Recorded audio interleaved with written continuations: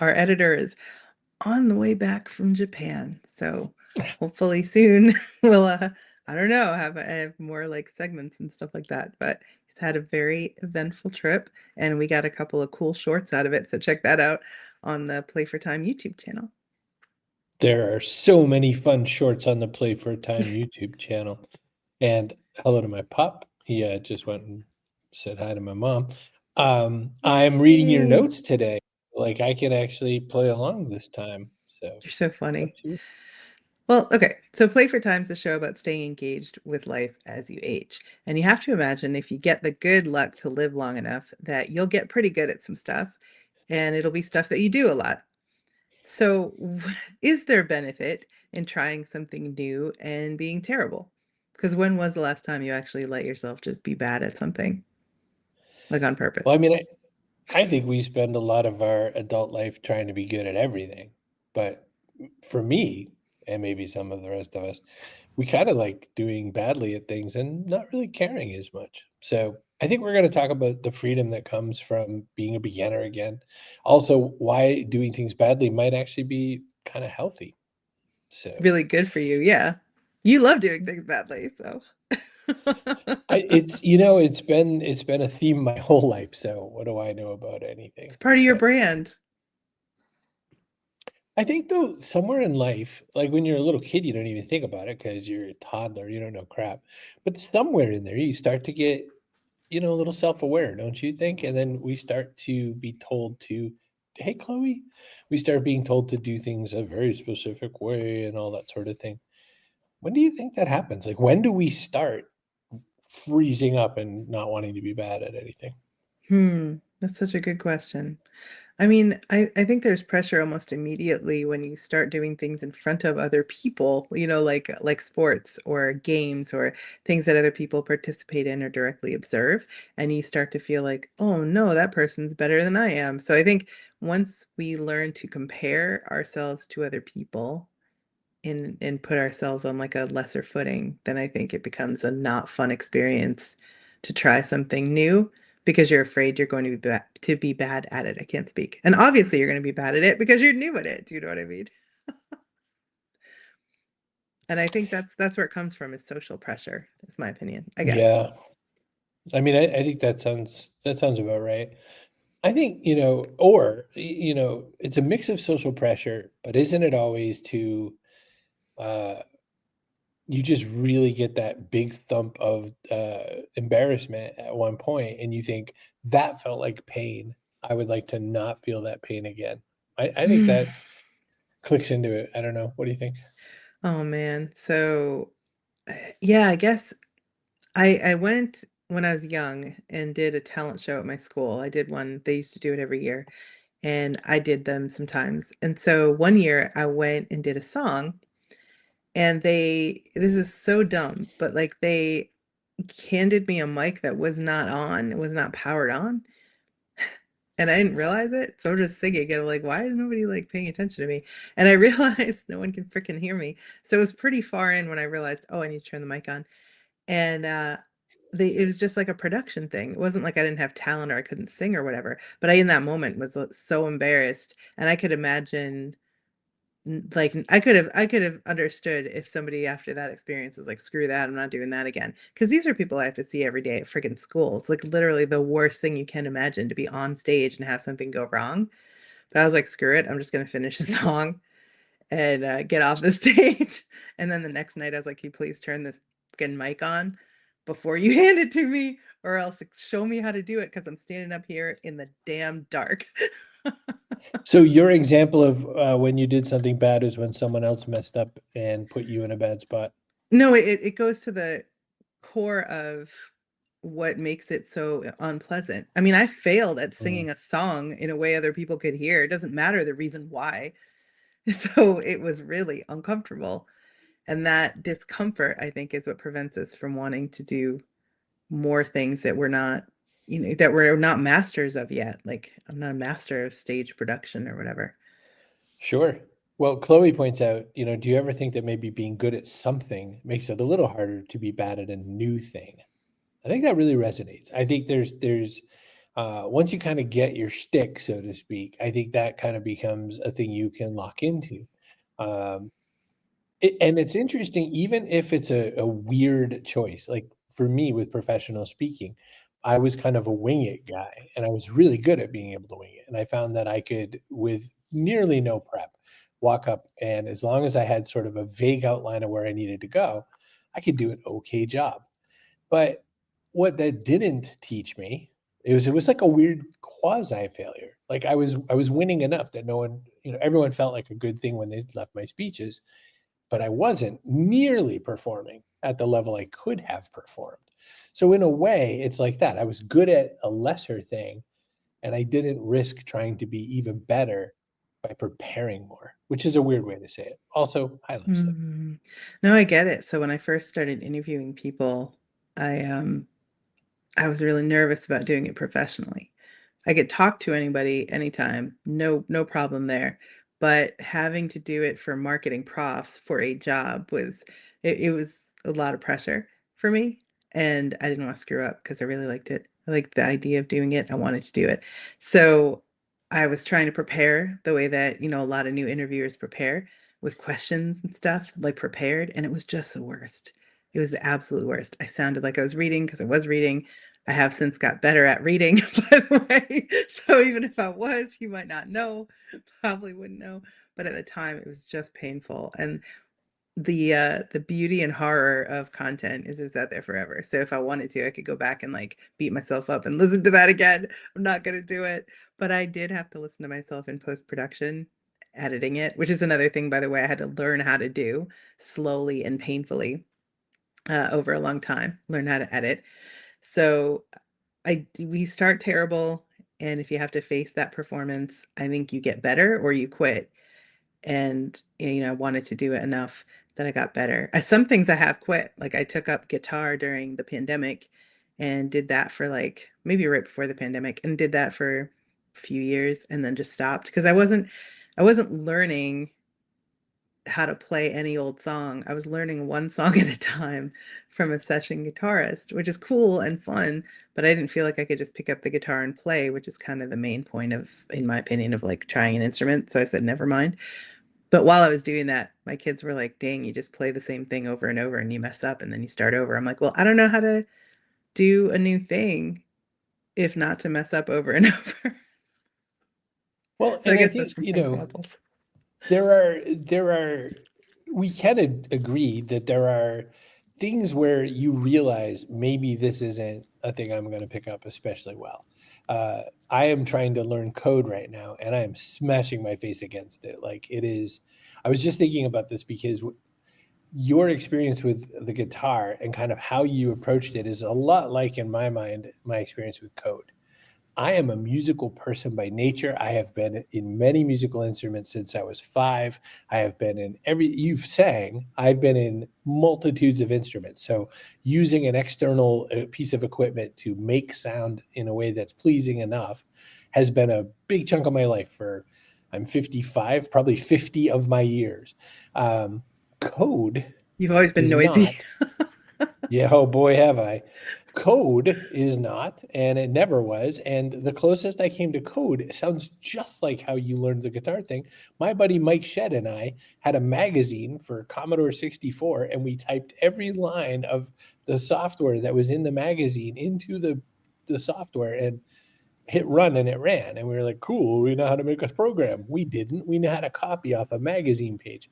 So I think what you just surfaced to me is interesting because there are things where we have to acknowledge, wow, we should not try to learn that. But that doesn't mean don't try to learn new things. No, I mean, so for one thing, it's a lot of fun to try new things. You get a dopamine hit off it. I know you and Chloe, who's watching, have studied this effect, but it triggers dopamine in your brain when you try something new. And once you start building confidence in it, you feel really good doing it. It also builds resilience and to another extent, maybe ingenuity. Like if you don't figure out one way to code that thing, you're going to figure out another way to do it. So there's also the progress principle to consider, which is that seeing an improvement, however tiny and seemingly insignificant, is motivating for people.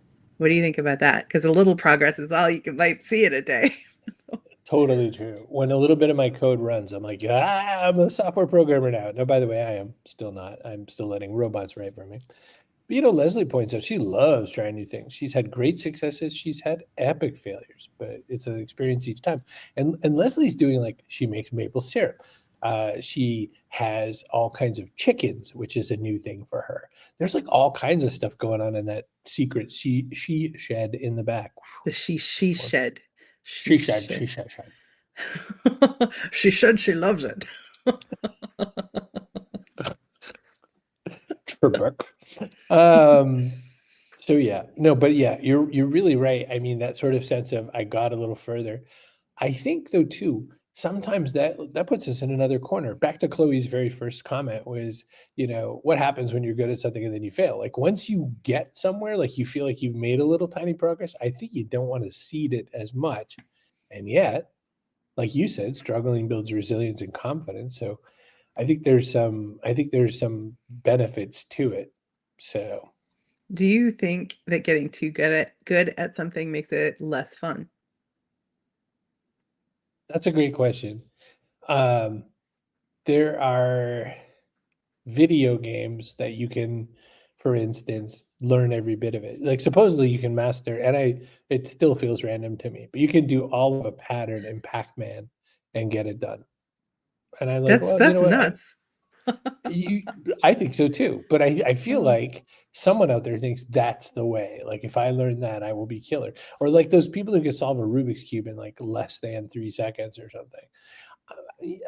I think for some people that is it. Like Bruce Lee had that line. What was it? Don't fear somebody who knows 1,000 kicks. Fear the guy who practiced one kick 1,000 times. And I Mm. think there's some truth to that. But I don't know. What's your take on that one?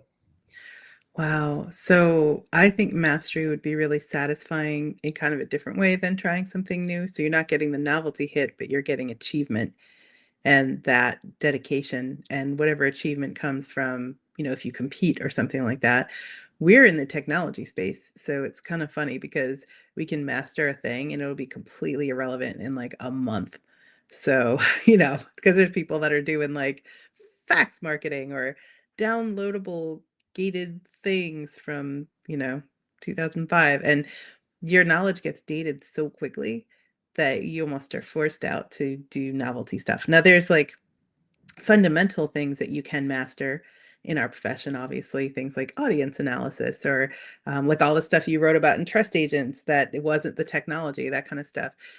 And that stuff, I think, actually feels better to use as the more experience you have.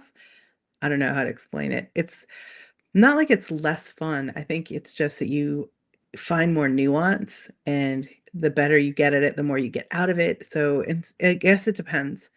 If all I could do, like, is it like throwing a, I don't know, a card into a glass from 6 feet away? Because yeah, that will get boring once I have it down. That's boring. But other things, I think it's possible to continue to advance even beyond the level of mastery, if that makes sense.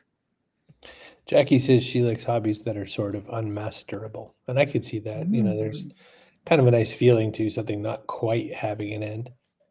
Oh, Joanne says that she's sorry, she's late. So I guess we'll just start the show over. Well, you're just in time, like a wizard. You arrive exactly when you mean to. So it's not a problem. No, we were just talking about doing new things and being really bad at them and why it's actually good for you because it gives you dopamine and gives you little bits of progress and keeps you engaged with life, which is what the show is all about.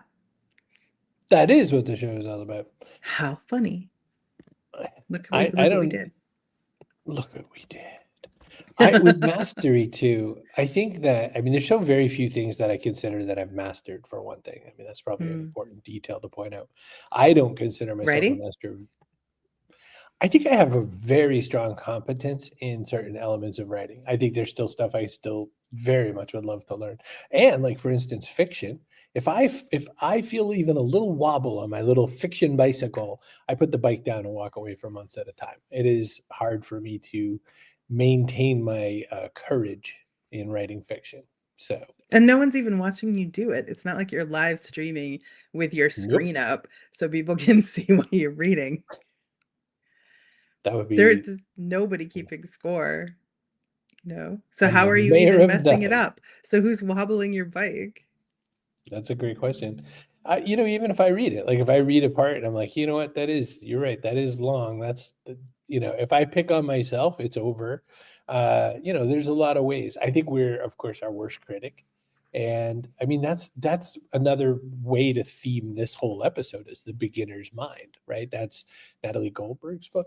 The beginner's mind is, or hers is writing down the bones. Somebody wrote a book called Beginner's Mind.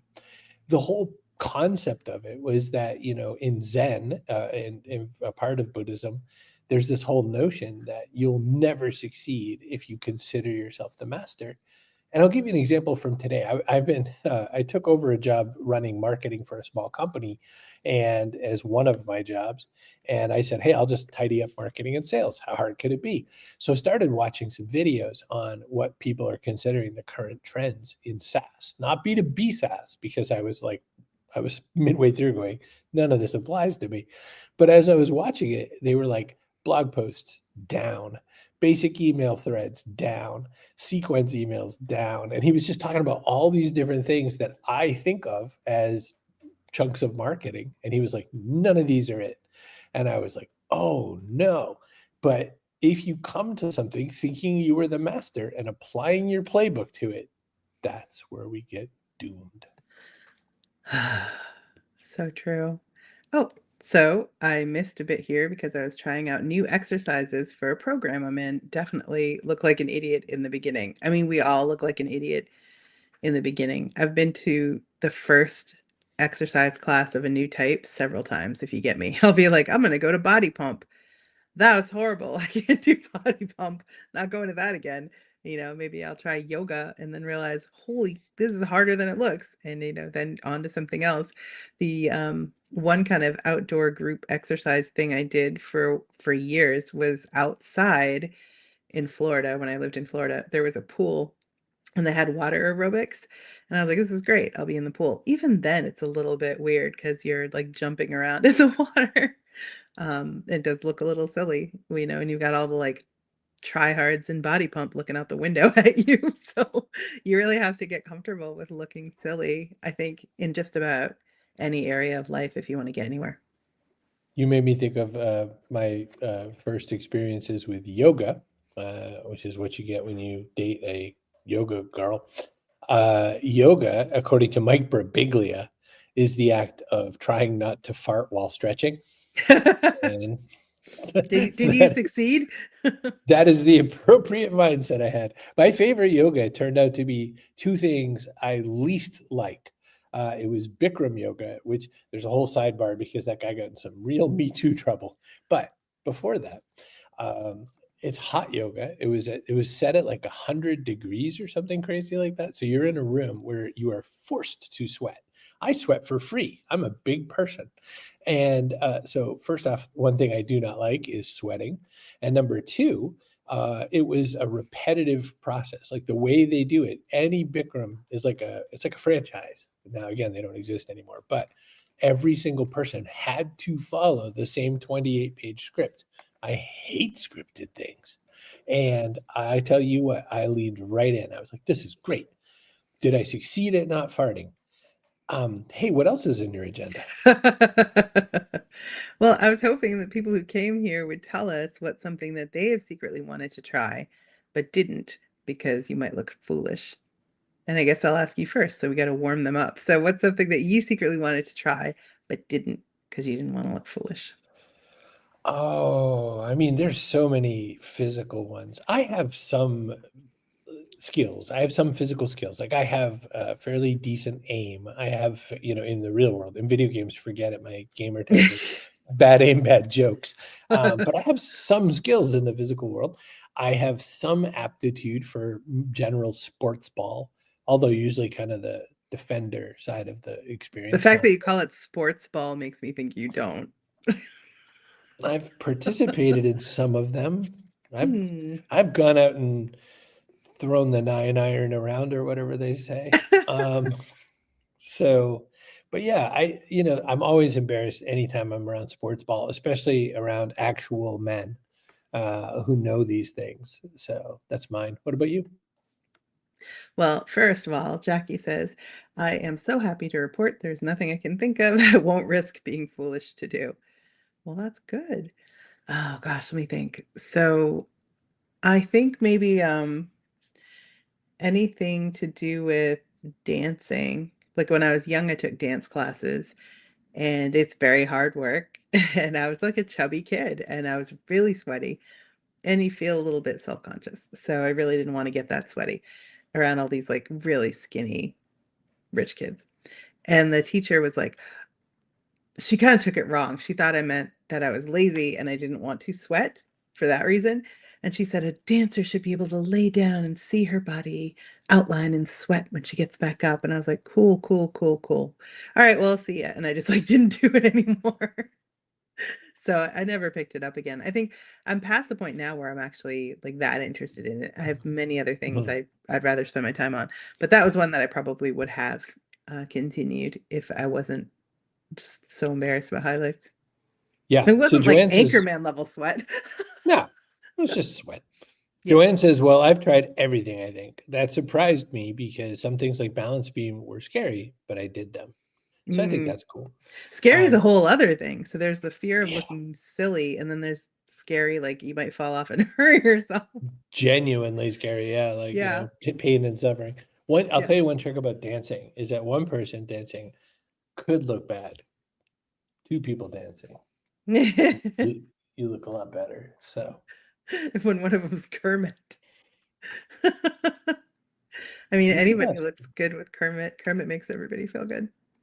That's Didn't how I feel this about it. this has nothing to do with our topic today, but I remember your story about Danny Trejo and Kermit, and I feel like you need to tell everybody it because it's an amazing story.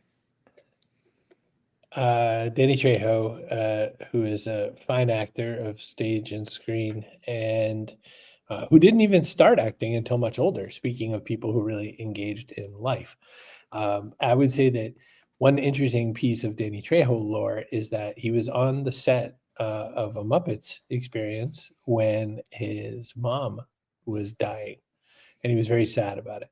And when his mom died, no one really knew how to break it to Danny, and Danny was pretty sad about it. But then Danny, being trying to be a very professional actor and always having worried that other people would think that he wasn't serious at his uh, craft, Craft.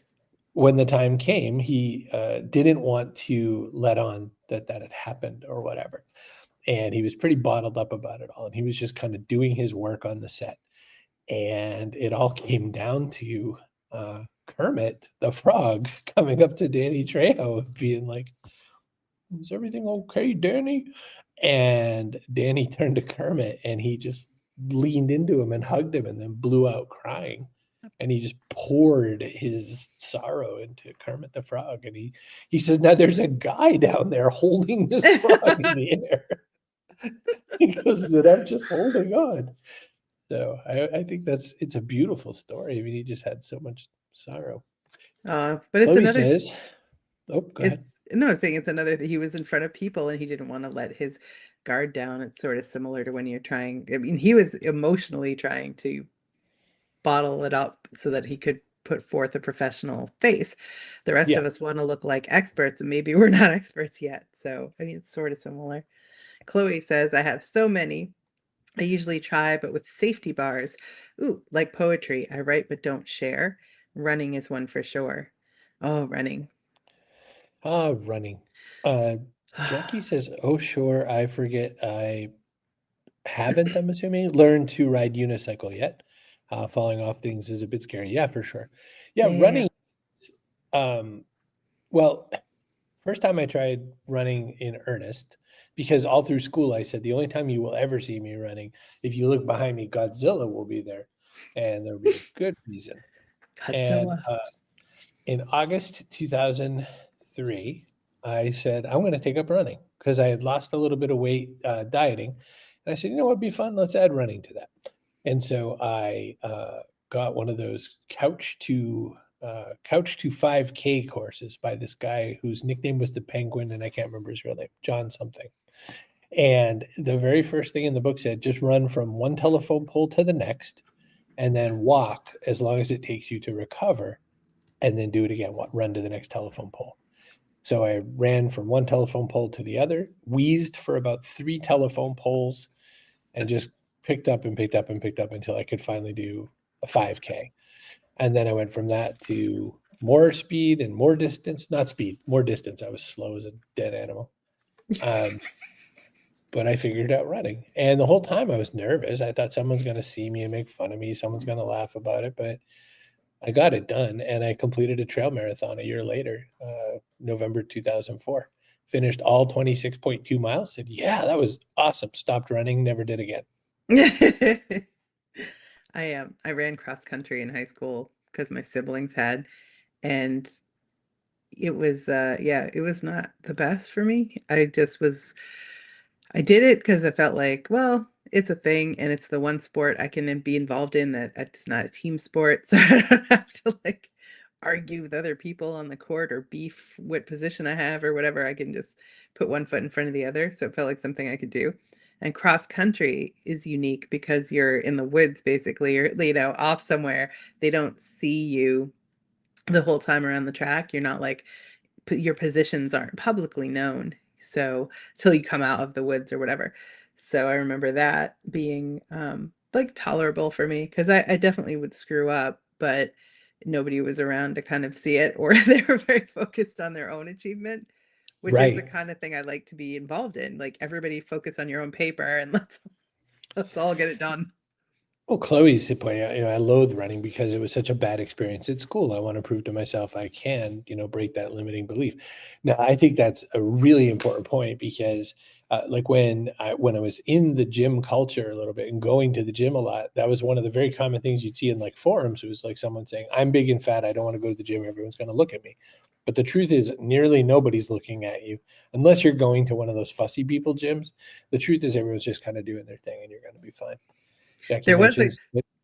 Go There ahead. was one guy at the gym I used to go to. He was there for like, I don't even know. He was there every time I came in, and I had like a 4 hour window in which I would come in for maybe 30 minutes. He's always there for hours.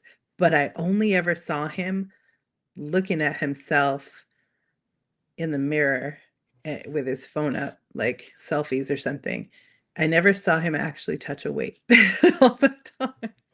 He sounds mighty. He must have done it Uh, at some point. Someone somewhere must have moved away. Yeah. Uh, Jackie says typo demons because she's cooking something, something, demonstrating how to do things badly. Fitting theme.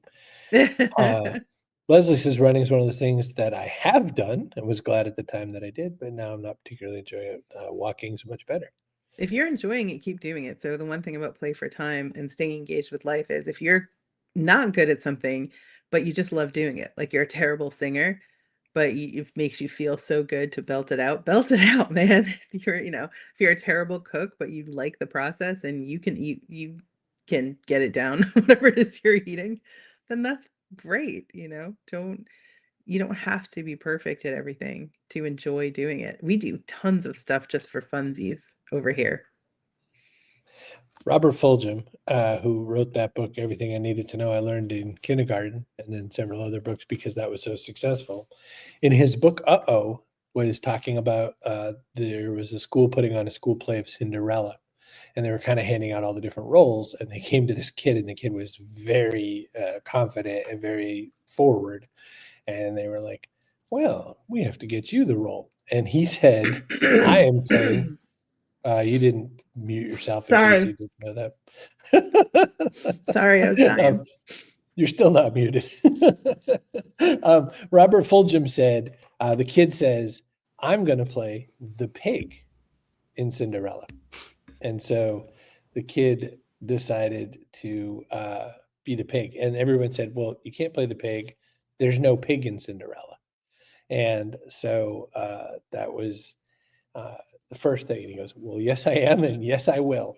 And so when they finally came along and said, okay, you could be the pig, not only did they make him the pig in Cinderella, but he went to give his line. And they said, okay, well, it's time for the pig. And he goes, bark, bark. And they said, that's not the sound a pig makes. He goes, well, that's the sound this pig makes. And on he went. And I think there's something to that in how you choose to show up on Just having projects. fun. You're not great. Yeah. It's fun and playful. All right, Choky, time for us Hey, to get out of here. the wrong mic was selected this whole time when I asked you how I sounded, and you were like, "You sound great." Thought you sounded wonderful. I didn't realize you were choking into the wrong device. I'm sorry. We can go back. Uh, oops, sorry. Listen. Chloe said, "Leslie, I'm with you. Walking and enjoying the scenery feels like a much more attractive pursuit." Because you can't take photos while you're running. It would look like this, and it would be terrible. And how see Scotland if you're shooting like that? It's not going to work. Oh, I know, I'm impressed. You've barely even mentioned photography, and that's kind of like your main new thing. So I guess everybody will have to go over to photography as meditation to see your progress over there. you will have to do that because you know what we're going to do